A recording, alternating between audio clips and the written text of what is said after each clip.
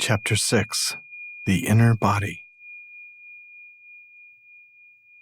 You spoke earlier about the importance of having deep roots within, or inhabiting the body. Can you explain what you meant by that?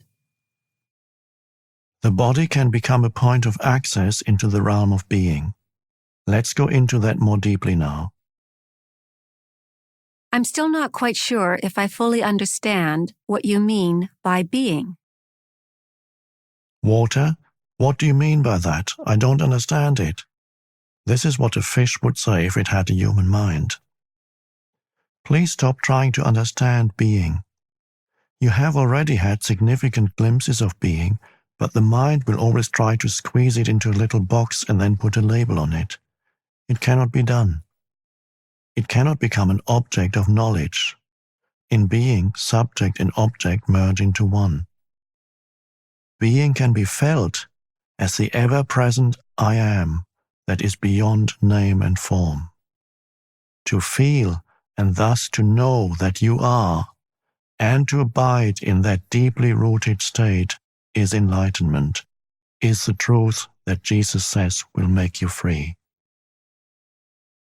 Free from what?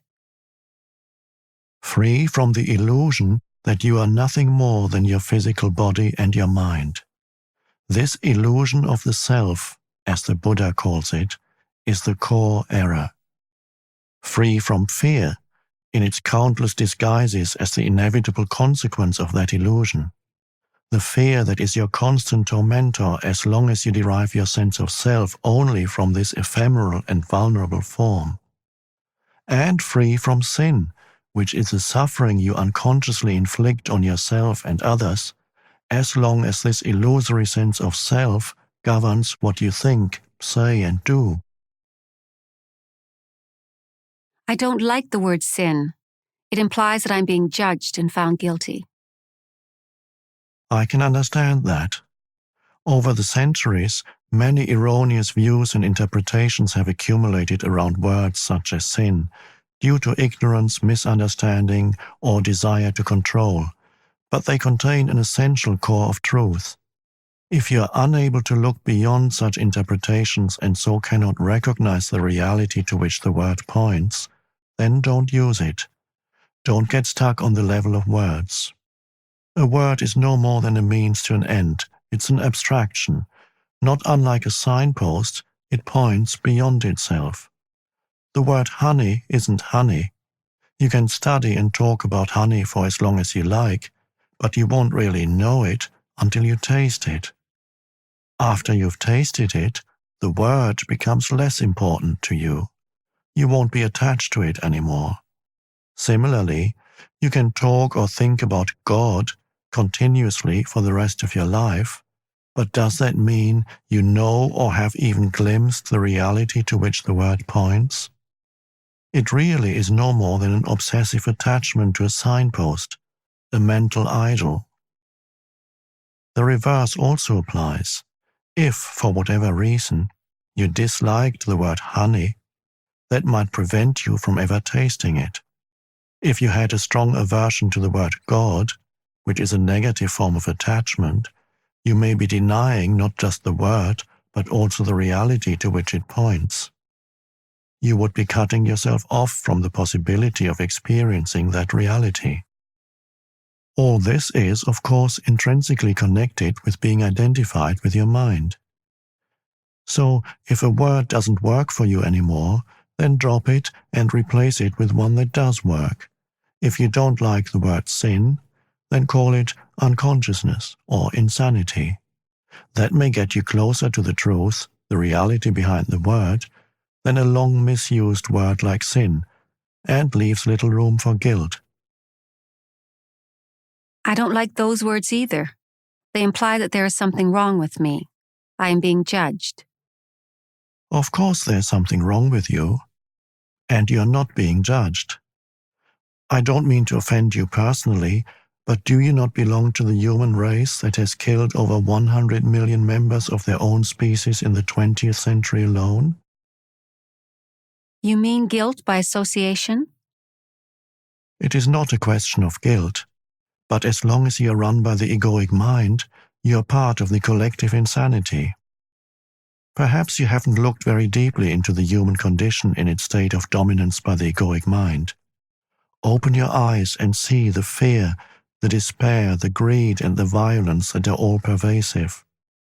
See the heinous cruelty and suffering on an unimaginable scale that humans have inflicted and continue to inflict on each other as well as on other life forms on the planet.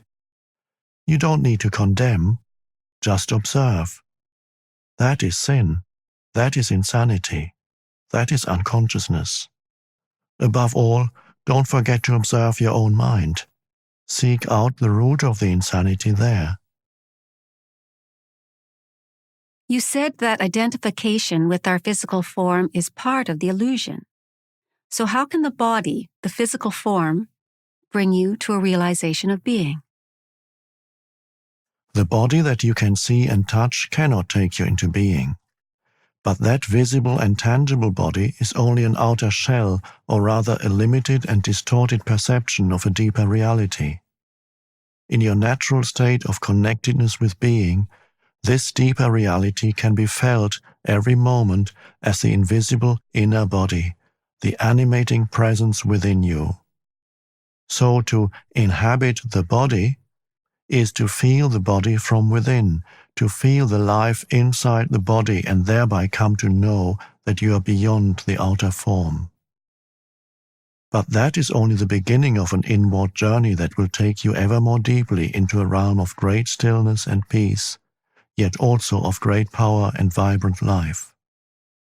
At first, you may only get fleeting glimpses of it, but through them you will begin to realize that you are not just a meaningless fragment in an alien universe, briefly suspended between birth and death, allowed a few short-lived pleasures, followed by pain and ultimate annihilation. Underneath your outer form, you are connected with something so vast, so immeasurable and sacred, that it cannot be conceived or spoken of. Yet I'm speaking of it now. I'm speaking of it not to give you something to believe in, but to show you how you can know it for yourself. You are cut off from being as long as your mind takes up all your attention. When this happens, and it happens continuously for most people, you are not in your body. The mind absorbs all your consciousness and transforms it into mind stuff. You cannot stop thinking. Compulsive thinking has become a collective disease.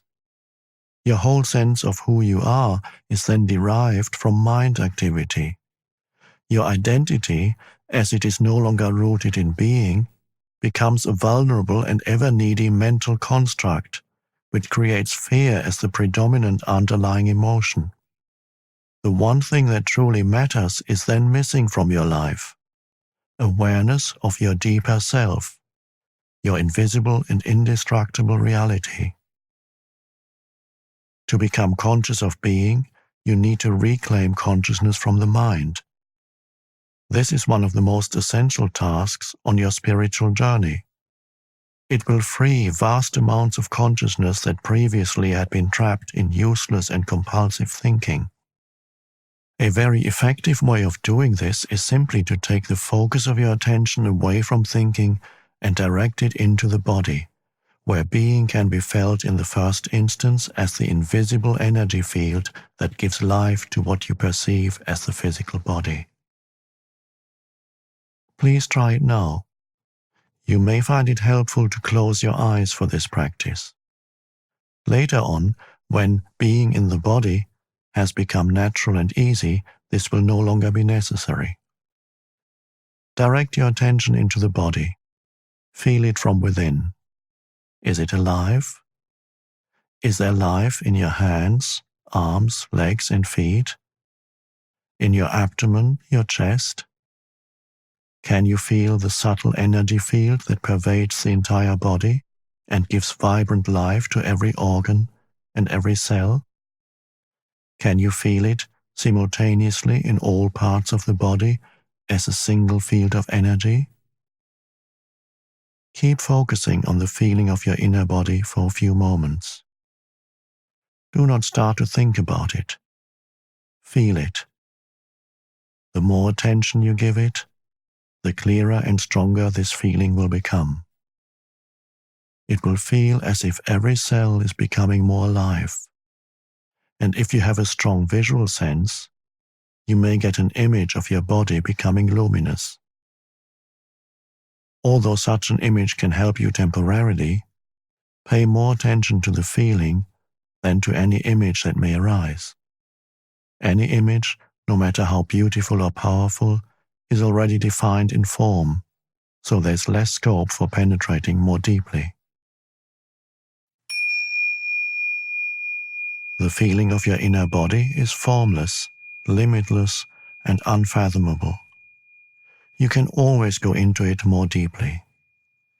If you cannot feel very much at this stage, pay attention to whatever you can feel. Perhaps there's just a slight tingling in your hands or feet. That's good enough for the moment. Just focus on the feeling. Your body is coming alive. Later, we will practice some more. Please open your eyes now, but keep some attention in the inner energy field of the body even as you look around the room. The inner body lies at the threshold between your form identity and your essence identity, your true nature. Never lose touch with it.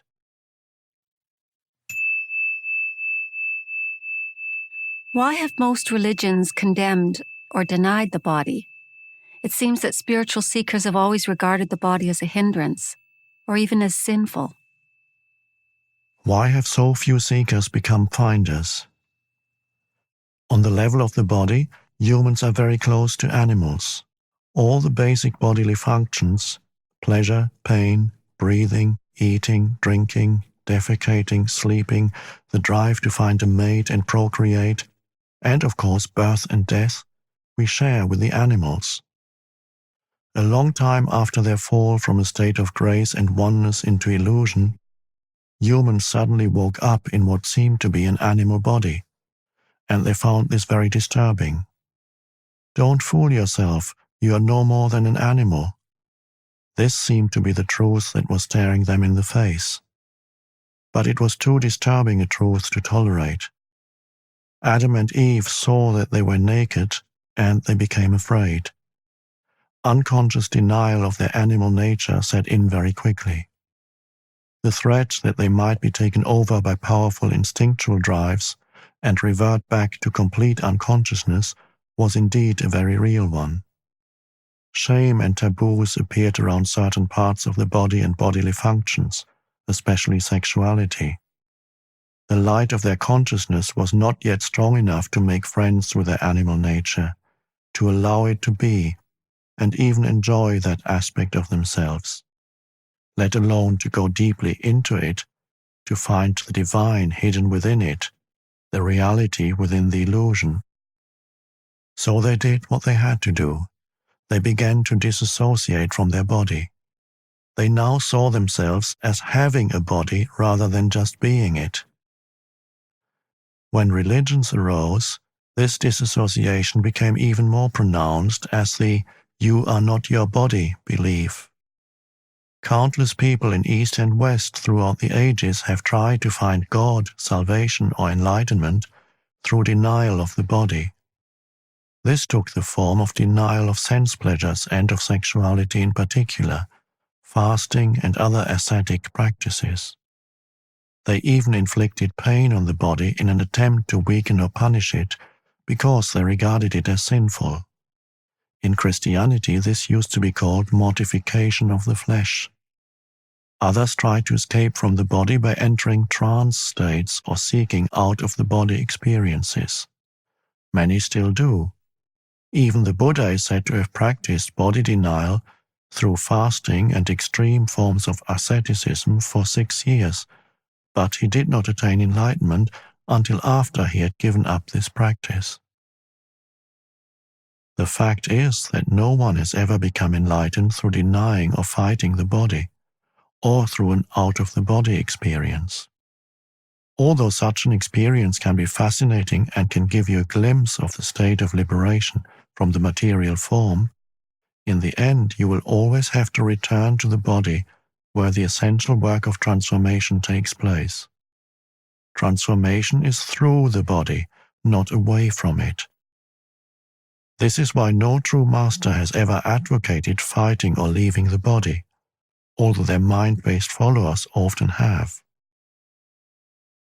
Of the ancient teachings concerning the body, only certain fragments survive, such as Jesus' statement that your whole body will be filled with light.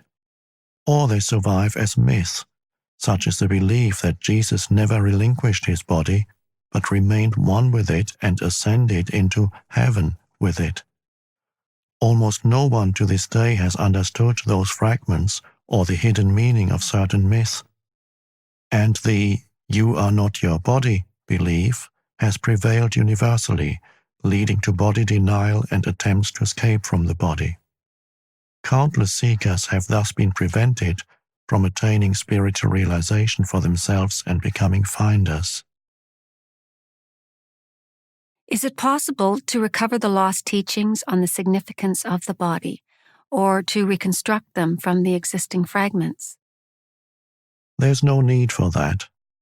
All spiritual teachings originate from the same source. In that sense, there is and always has been only one master who manifests in many different forms. I am that master, and so are you, once you're able to access the source within. And the way to it is through the inner body. Although all spiritual teachings originate from the same source, once they become verbalized and written down, they are obviously no more than collections of words. And a word is nothing but a signpost, as we talked about earlier. All such teachings are signposts pointing the way back to the source. I have already spoken of the truth that is hidden within your body, but I will summarize for you again the lost teachings of the Masters. So here's another signpost. Please endeavor to feel your inner body as you listen. What you perceive as a dense physical structure called the body, which is subject to disease, old age, and death, is not ultimately real, is not you. It is a misperception of your essential reality that is beyond birth and death, and is due to the limitations of your mind, which, having lost touch with being, creates the body as evidence of its illusory belief in separation and to justify its state of fear. But do not turn away from the body, for within that symbol of impermanence, limitation, and death that you perceive as the illusory creation of your mind is concealed the splendor of your essential and immortal reality. Do not turn your attention elsewhere in your search for the truth, for it is nowhere else to be found but within your body. Do not fight against the body, for in doing so you are fighting against your own reality. You are your body. The body that you can see and touch is only a thin, illusory veil. Underneath it lies the invisible inner body, the doorway into being, into life unmanifested.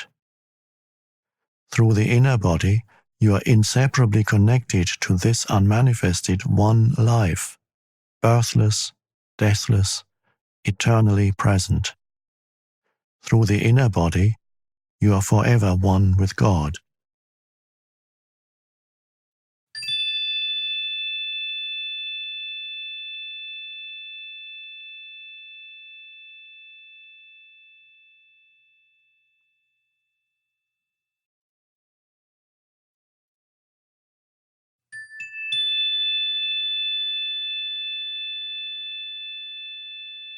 The key is to be in a state of permanent connectedness with your inner body, to feel it at all times.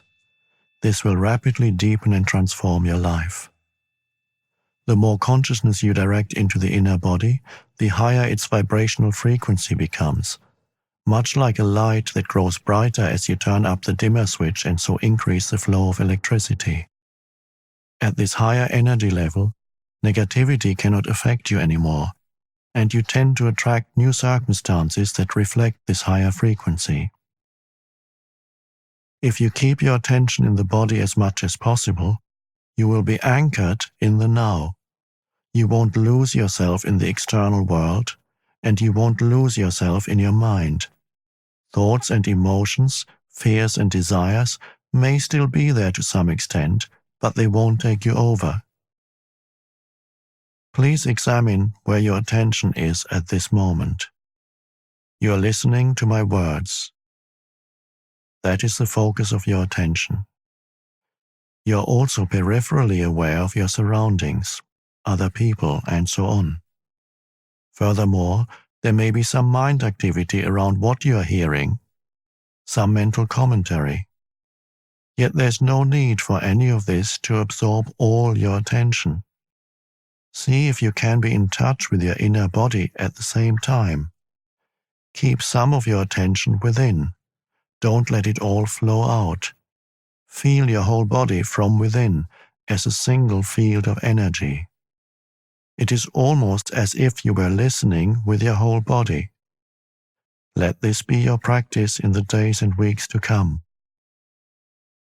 Do not give all your attention away to the mind and the external world. By all means, focus on what you are doing, but feel the inner body at the same time whenever possible. Stay rooted within. Then observe how this changes your state of consciousness and the quality of what you are doing. Whenever you are waiting, wherever it may be, use that time to feel the inner body. In this way, traffic jams and lineups become very enjoyable. Instead of mentally projecting yourself away from the now, go more deeply into the now by going more deeply into the body. The art of inner body awareness will develop into a completely new way of living, a state of permanent connectedness with being, and will add a depth to your life that you have never known before. It is easy to stay present as the observer of your mind when you are deeply rooted within your body. No matter what happens on the outside, nothing can shake you anymore. Unless you stay present, and inhabiting your body is always an essential aspect of it, you will continue to be run by your mind. The script in your head that you learned a long time ago, the conditioning of your mind, will dictate your thinking and your behavior. You may be free of it for brief intervals, but rarely for long. This is especially true when something goes wrong or there's some loss or upset. Your conditioned reaction will then be involuntary, automatic, and predictable, fueled by the one basic emotion that underlies the mind-identified state of consciousness: fear. So when such challenges come, as they always do, make it a habit to go within at once and focus as much as you can on the inner energy field of your body. This need not take long, just a few seconds, but you need to do it the moment that the challenge presents itself. Any delay will allow a conditioned mental-emotional reaction to arise and take you over. When you focus within and feel the inner body, you immediately become still and present as you are withdrawing consciousness from the mind. If a response is required in that situation, it will come up from this deeper level. Just as the sun is infinitely brighter than a candle flame, there is infinitely more intelligence in being than in your mind. As long as you are in conscious contact with your inner body, you are like a tree that is deeply rooted in the earth, or a building with a deep and solid foundation. The latter analogy is used by Jesus in the generally misunderstood parable of the two men who built a house. One man builds it on the sand, without a foundation, and when the storms and floods come, the house is swept away. The other man digs deep until he reaches the rock, then builds his house, which is not swept away by the floods. I felt very uncomfortable when I tried to put my attention on the inner body. There was a feeling of agitation and some nausea. So I haven't been able to experience what you're talking about. What you felt was a lingering emotion that you were probably unaware of until you started putting some attention into the body. Unless you first give it some attention, the emotion will prevent you from gaining access to the inner body, which lies at a deeper level underneath it. Attention does not mean that you start thinking about it. It means to just observe the emotion, to feel it fully, and so to acknowledge and accept it as it is. Some emotions are easily identified: anger, fear, grief, and so on. Others may be much harder to label. They may just be vague feelings of unease, heaviness, or constriction, halfway between an emotion and a physical sensation. In any case, what matters is not whether you can attach a mental label to it, but whether you can bring the feeling of it into awareness as much as possible. Attention is the key to transformation, and full attention also implies acceptance.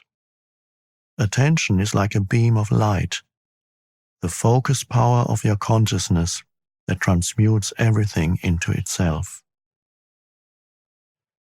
In a fully functional organism, an emotion has a very short lifespan. It is like a momentary ripple or a wave on the surface of your being. When you are not in your body, however, an emotion can survive inside you for days or weeks, or join with other emotions of a similar frequency that have merged and become the pain body, a parasite that can live inside you for years, feed on your energy, lead to physical illness, and make your life miserable. So place your attention on feeling the emotion and check whether your mind is holding on to a grievance pattern such as blame, self-pity, or resentment that is feeding the emotion. If that is the case, it means that you haven't forgiven. Non-forgiveness is often towards another person or yourself, but it may just as well be towards any situation or condition, past, present, or future, that your mind refuses to accept. Yes, there can be non-forgiveness even with regard to the future. This is the mind's refusal to accept uncertainty, to accept that the future is ultimately beyond its control. Forgiveness is to relinquish your grievance and so to let go of grief. It happens naturally once you realize that your grievance serves no purpose except to strengthen a false sense of self. Forgiveness is to offer no resistance to life, to allow life to live through you. The alternatives are pain and suffering, a greatly restricted flow of life energy, and in many cases, physical disease. The moment you truly forgive, you have reclaimed your power from the mind. Non-forgiveness is the very nature of the mind, just as the mind-made false self, the ego, cannot survive without strife and conflict. The mind cannot forgive, only you can. You become present. You enter your body. You feel the vibrant peace and stillness that emanate from being. That is why Jesus said, "Before you enter the temple, forgive." What is the relationship between presence and the inner body? Presence is pure consciousness. Consciousness that has been reclaimed from the mind, from the world of form. The inner body is your link with the unmanifested, and in its deepest aspect is the unmanifested, the source from which consciousness emanates as light emanates from the sun. Awareness of the inner body is consciousness remembering its origin and returning to the source. Is the unmanifested the same as being? Yes. The word unmanifested attempts, by way of negation, to express that which cannot be spoken, thought, or imagined. It points to what it is by saying what it is not. Being, on the other hand, is a positive term. Please don't get attached to either of these words or start believing in them. They are no more than signposts. You said that presence is consciousness that has been reclaimed from the mind. Who does the reclaiming? You do.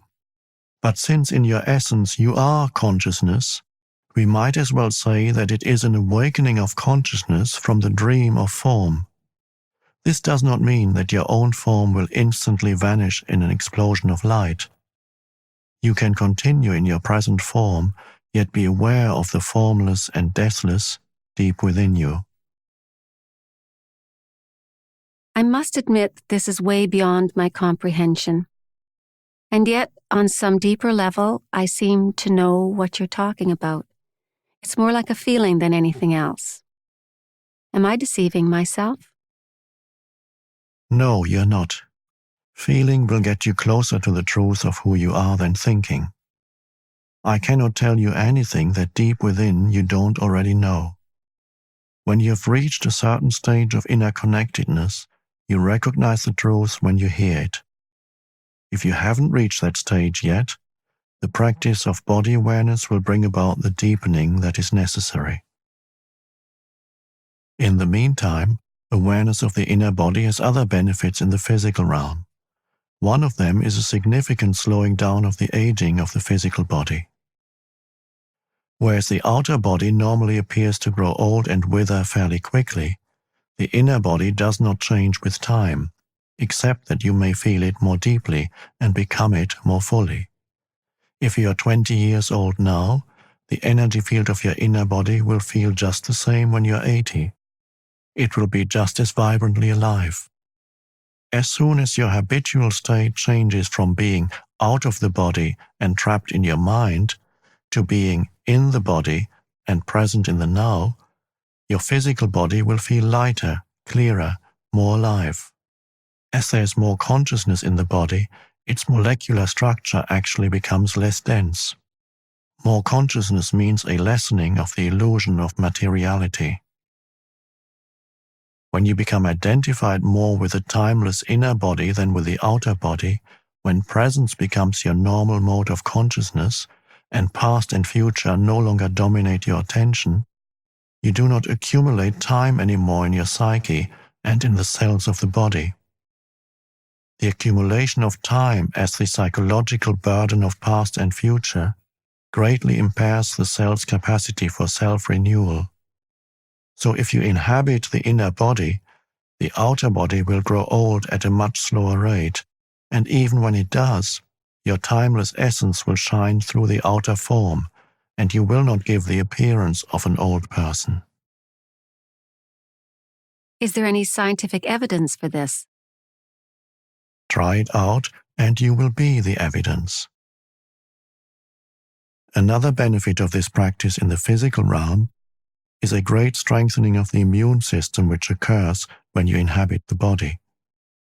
The more consciousness you bring into the body, the stronger the immune system becomes. It is as if every cell awakens and rejoices. The body loves your attention. It is also a potent form of self-healing. Most illnesses creep in when you are not present in the body. If the master is not present in the house, all kinds of shady characters will take up residence there. When you inhabit the body, it will be hard for unwanted guests to enter. It is not only your physical immune system that becomes strengthened. Your psychic immune system is greatly enhanced as well. The latter protects you from the negative mental-emotional force fields of others, which are highly contagious.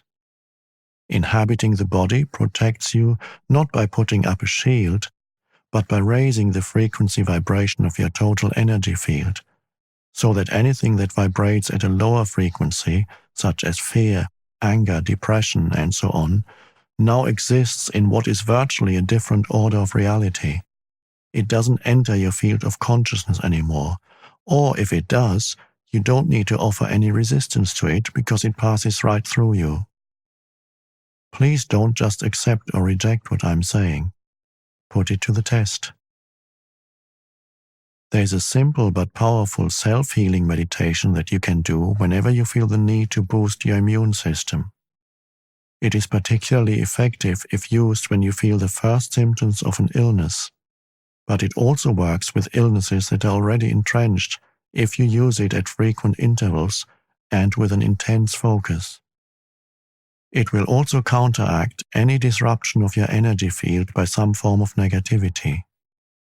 However, it is not a substitute for the moment-to-moment practice of being in the body. Otherwise, its effect will only be temporary.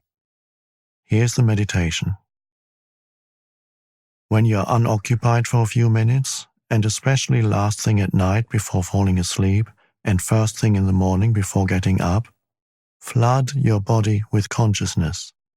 Close your eyes. Lie flat on your back. Choose different parts of your body to focus your attention on briefly at first. Hands, feet, arms, legs, abdomen, chest, head, and so on. Feel the life energy inside those parts as intensely as you can. Stay with each part for 15 seconds or so. Then let your attention run through the body like a wave a few times, from feet to head and back again. This need only take a minute or so. After that, feel the inner body in its totality, as a single field of energy. Hold that feeling for a few minutes. Be intensely present during that time, present in every cell of your body. Don't be concerned if the mind occasionally succeeds in drawing your attention out of the body and you lose yourself in some thought. As soon as you notice that this has happened, just return your attention to the inner body. At times, when my mind has been very active, it has acquired such momentum that I find it impossible to take my attention away from it and feel the inner body. This happens particularly when I get into a worry or anxiety pattern. Do you have any suggestions? If at any time you're finding it hard to get in touch with the inner body, it is usually easier to focus on your breathing first. Conscious breathing, which is a powerful meditation in its own right, will gradually put you in touch with the body. Follow the breath with your attention as it moves in and out of your body. Breathe into the body and feel your abdomen expanding and contracting slightly with each inhalation and exhalation. If you find it easy to visualize, close your eyes and see yourself surrounded by light or immersed in a luminous substance, a sea of consciousness. Then breathe in that light. Feel that luminous substance filling up your body and making it luminous also. Then gradually focus more on the feeling. You're now in your body. Don't get attached to any visual image. If you need to use your mind for a specific purpose, use it in conjunction with your inner body. Only if you're able to be conscious without thought can you use your mind creatively, and the easiest way to enter that state is through your body. Whenever an answer, a solution, or a creative idea is needed, stop thinking for a moment by focusing attention on your inner energy field. Become aware of the stillness. When you resume thinking, it will be fresh and creative. In any thought activity, make it a habit to go back and forth every few minutes or so between thinking and an inner kind of listening, an inner stillness. We could say, don't just think with your head, think with your whole body. When listening to another person, don't just listen with your mind, listen with your whole body. Feel the energy field of your inner body as you listen. That takes attention away from thinking and creates a still space that enables you to truly listen without the mind interfering. You are giving the other person space to be. It is the most precious gift you can give. Most people don't know how to listen because the major part of their attention is taken up by thinking. They pay more attention to that than to what the other person is saying, and none at all to what really matters, the being of the other person underneath the words and the mind. Of course, you cannot feel someone else's being except through your own. This is the beginning of the realization of oneness, which is love. At the deepest level of being, you are one with all that is.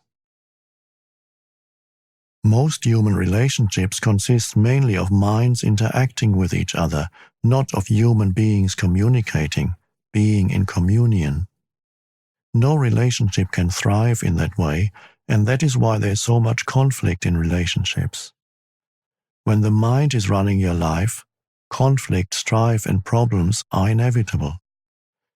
Being in touch with your inner body creates a clear space of no mind within which the relationship can flower.